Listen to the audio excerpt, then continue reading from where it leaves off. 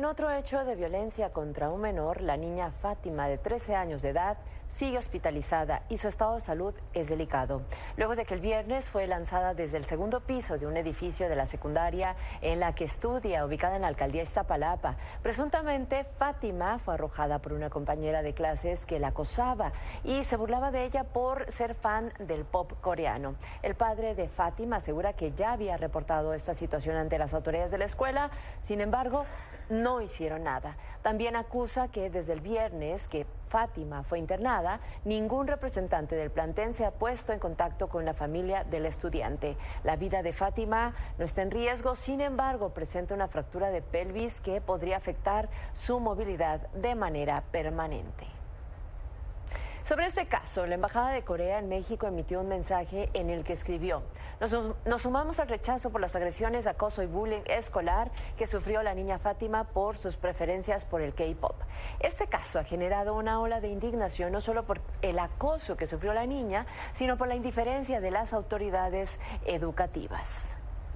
Y decenas de clubes de fans en México se sumaron a la exigencia de justicia, entre ellos BTS México, que es el grupo oficial de la banda coreana en nuestro país. En un comunicado, el grupo llamó a la reflexión y escribió: lo que para ella era una expresión de identidad, de disfrutar la música que ama, se convirtió en motivo de crueles burlas, agresiones y lamentablemente una tragedia que hoy la mantiene luchando por su vida. Fátima pidió ayuda, pero fue ignorada por aquellos que debían protegerla.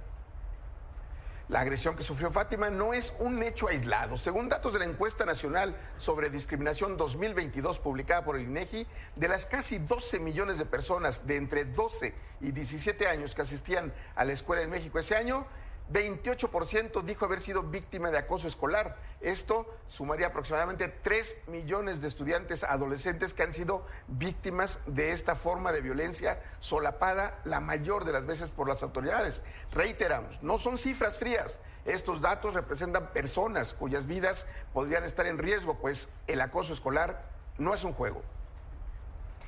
De hecho, nosotros buscamos a la Secretaría de Educación Pública y hasta este momento no ha habido algún posicionamiento por parte de la autoridad educativa. Esperemos que lo hagan en breve. Pero para hablar sobre el acoso escolar y sus consecuencias, tenemos vía remota a Juan Martín Pérez. Él es director de Tejiendo Redes Infancia. Muy buenas noches, Juan Martín. Buenas noches, Paula. Buenas noches, Roberto. Desafortunadamente, cada que ocurre este tipo de tragedias es cuando volvemos a revisar pues lo que son no solo las cifras, sino los protocolos en materia de pues cómo se atiende el acoso en las escuelas, etcétera, el bullying. En esa materia, ¿tú observas que hay realmente un foco en este tema o qué está ocurriendo con el tema del bullying, Juan Martín, en nuestro país? Sí, lamentablemente los datos nos dan cuenta de un incremento y además hay que agregar el ciberacoso, que también alcanza porcentajes de 30% en promedio de personas adolescentes entre los 12 y 17 años de edad y que es bastante, digamos, correlativo con los datos que acaban de presentar ustedes. Lo que nos vuelve a recordar es que la violencia se está normalizando en México, no solamente como una evidencia por la impunidad, sino agregaría aquí por la omisión y la negligencia de las autoridades. Quizás el público recuerde otro caso muy lamentable que concluyó con la pérdida de la vida de Norma Lisbeth en Teotihuacán. Hay una adolescente en tratamiento privada de libertad por este hecho, pero no se investigó a las autoridades, ni a la escuela, ni tampoco al hospital que dejó en agonía 15 días a Norma Lisbeth por las lesiones que recibió y no fue atendida de manera adecuada.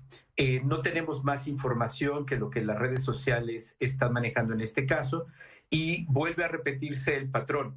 Las autoridades evaden su responsabilidad. Las personas, cuando vemos estos casos que se hacen virales, inmediatamente responsabilizamos a los propios estudiantes, pero no se está mirando a las instituciones. Entonces yo animaría a que todas las personas que están haciendo viral esta exigencia de justicia para Fátima coloquen precisamente el tema en las autoridades.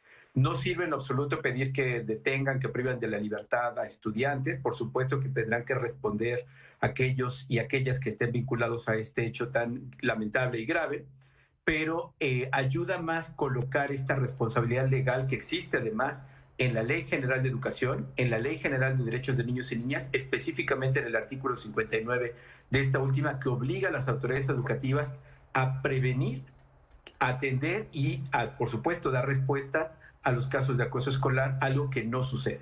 Definitivamente, Juan, la chica que empujó o que arrojó a esta niña al vacío, pues merece un castigo ejemplar para que no se repita. Pero, ¿qué pasa con la autoridad? ¿Por qué esa negligencia? ¿Por qué siempre que hablamos de estos casos es la autoridad supo y no hizo nada? Mira, yo creo que hay una práctica que se ha extendido por mucho tiempo. Tengo yo literalmente varias décadas acompañando casos, hablando con autoridades, denunciando muchas de estas situaciones. Y lo que vemos es que hay una prioridad en proteger el prestigio institucional, ya sea de escuelas públicas o escuelas privadas. Está muy colocada la práctica de criminalizar a los niños y niñas víctimas de acoso como débiles, estos raritas, raritos, y lo otro es responsabilizar exclusivamente el tema a los niños y niñas y a la familia del agresor o agresora. Y por supuesto, insisto, no se trata que queden impunes ellos y ellas, pero hay que recordar que esto se da en un contexto de comunidad educativa y aquí está la clave. Estamos hablando que la comunidad educativa son los directivos, las y los docentes, el sindicato, también por supuesto las y los estudiantes y la comunidad que les rodea. Aquí hablamos de muchos casos, regreso nuevamente al caso de Norma Lisbeth, esta pelea que quedó videograbada fue afuera de la escuela y la directora se lavó las manos diciendo que fue afuera de la escuela. Y creo que ese es precisamente el método y la práctica que tienen tanto el sindicato como las autoridades educativas, empezando por la Secretaría de Educación Pública y todas las escuelas en particular, de no responsabilizarse cuando tiene que ver con algo que suceda al interior de su comunidad educativa. La UNESCO, de manera reciente, ha señalado que el acoso escolar tiene que dejar de ser visto como un conflicto de alumnos para reconocerse desde la comunidad educativa. Es decir, que hay una práctica sistemática en las relaciones escolares basadas en la desigualdad, la violencia y la impunidad, y obviamente la falta de una socialización apropiada, que se supone que es parte de lo que tienen que construir las escuelas. Ahora, Juan Martín, ahorita estamos hablando de un caso que ocurrió en Ciudad de México, pero ¿qué hay, por ejemplo, quizá de las poblaciones indígenas, de otras zonas, pues de las zonas rurales? Es decir, tal vez pues ahí quizás se vive de una manera distinta todo este tema del acoso. Lamentablemente, Paula, el acoso es una situación generalizada. Pongo otro caso paradigmático que llegamos a comentar también en los medios de comunicación y fue el caso de este adolescente, un niño en Querétaro, en una escuela, un niño indígena que fue quemado con alcohol por sus compañeros como una expresión de discriminación cruda. También había sucedido lo mismo, la familia y el propio niño había ya reportado estos hechos a la autoridad y bueno, el niño por supuesto fue cambiado de escuela, pero quedó esto nuevamente en una lógica de niños malos que quemaron a otro niño indígena y la escuela quedó literalmente limpia. Entonces, por eso es tan importante recordar que esto es un tema nacional, que es una expresión de la violencia que en nuestro país está generalizada y que además, Paola, Roberto, tenemos altísimos niveles de impunidad. Sin contar los delitos que no se denuncian, de cada 100 carpetas de investigación en México donde niños y niñas son víctimas, solo 3 alcanzan algún tipo de proceso o sentencia. La mayoría de estos están mal integrados por las fiscalías. Las familias no mantienen la continuidad de la denuncia por dinero, por desgaste, porque no tienen asesoría jurídica y la impunidad permite que se repitan los delitos. Pues ahí está, Juan Martín, tú bien lo señalas, el problema en parte es la impunidad, es que también no exista un seguimiento desde lo que es la prevención, de que las propias escuelas, los docentes estén pues muy atentos a esto, la propia autoridad educativa, y posteriormente dar un seguimiento a qué ocurre con esa comunidad, porque ocurrió una tragedia, pero ¿qué ocurre en esa comunidad educativa? Vamos, que debe sentar un precedente para que este tipo de conductas no vuelvan a repetirse. Pues Juan Martín, te agradecemos muchísimo estos minutos y el problema hay que seguir hablando de él.